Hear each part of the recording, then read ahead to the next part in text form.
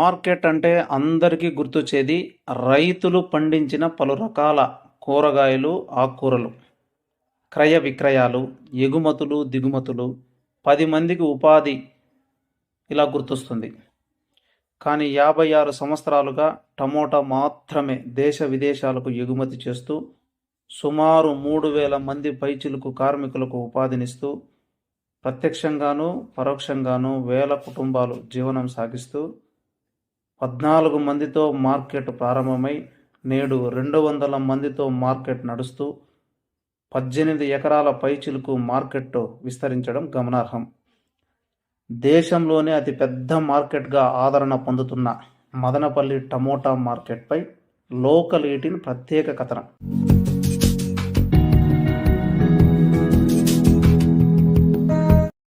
నింబలి Jagadish, market yard Madanapalle సెక్రటరీగా ఉన్నాను. నేను మదనపల్లి మార్కెట్ అంటేనే టమాటాకి ప్రసిద్ధి చెందింది.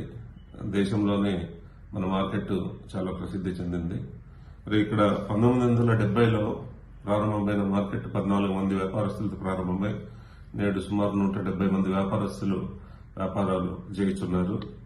రోజు కూడా రైతులు 200 నుంచి 1000 మంది కూడా రైతులు ఈ మార్కెట్ ను ఉపయోగించుకోవడం జరుగుతూ ఉంది. మరి టమాటాకి ప్రసిద్ధి పొందిన మదనపల్లి ప్రాంతం ప్రత్యేకత ఉంది. మదనపల్లి క్లైమాటిక్ కండిషన్ ప్రకారం మదనపల్లి టమాటాకి అన్ని వేళల అంటే ఎండాకాలంలో కూడా ప్రత్యేకంగా ఇక్కడ టమాటాలు పండించడం వల్ల మదనపల్లి మార్కెట్ అంత ప్రసిద్ధికి కారణమైంది.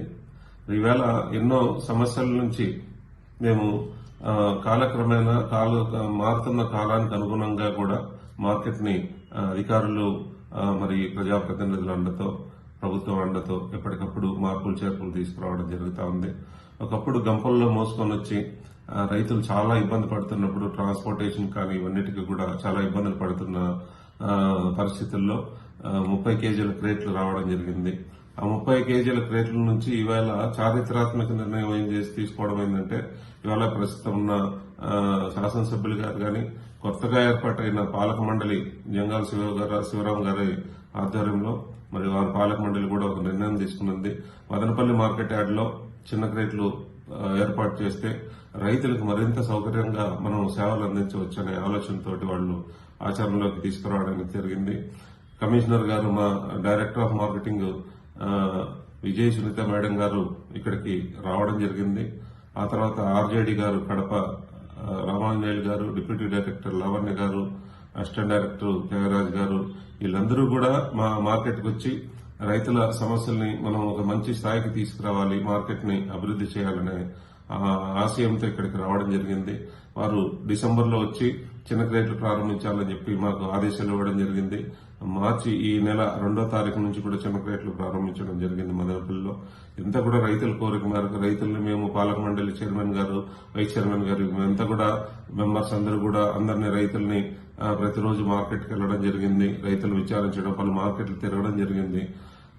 ప్రధానంగా మదనపల్లి మార్కెట్ యార్డ్ లో రోజు రోజుకి కాయలు పెరుగుతుండడం వల్ల ట్రాఫిక్ సమస్య 18 ఎకరాలు మాత్రమే ఉంది మన దగ్గర. ఇప్పుడు ట్రాఫిక్ సమస్య విపరీతంగా అయిపోవడం వల్ల బయట నుంచి వ్యాపారస్తులు రావడం తగ్గించారు.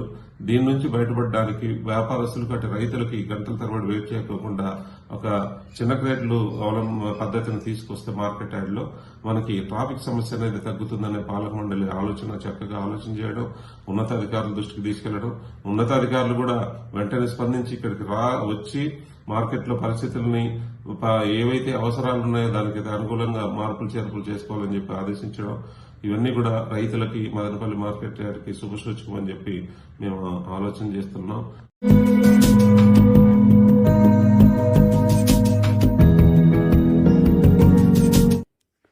టమోటాకు ప్రసిద్ధి మదనపల్లి మార్కెట్.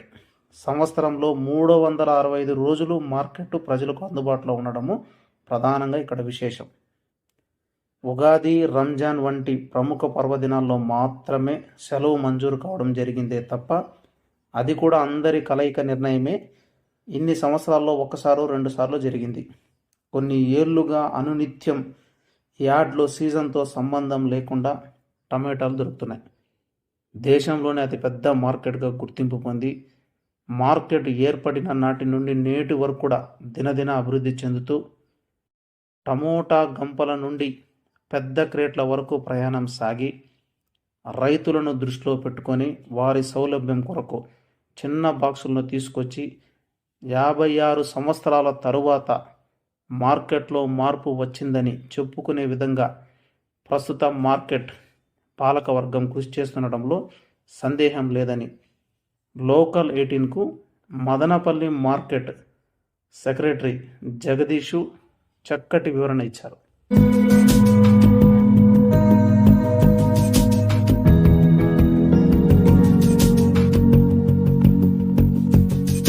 ట్రాఫిక్ అంతరాయం లేకోకుండా సుదూర ప్రాంతాలకు వెళ్లే వ్యాపారులకి చాలా సులభతరంగా ఉంటుంది. రైతులకు ట్రాన్స్పోర్టేషన్ కి బాగుంటుంది. కాయలు నలగకుండా అది పైగా చిన్న క్రేట్ల వల్ల 5 వరుసలు నెట్ క్రేట్ పెట్టడం వల్ల ప్లేస్ తగ్గి ట్రాఫిక్ సమస్య తగ్గుతుంది.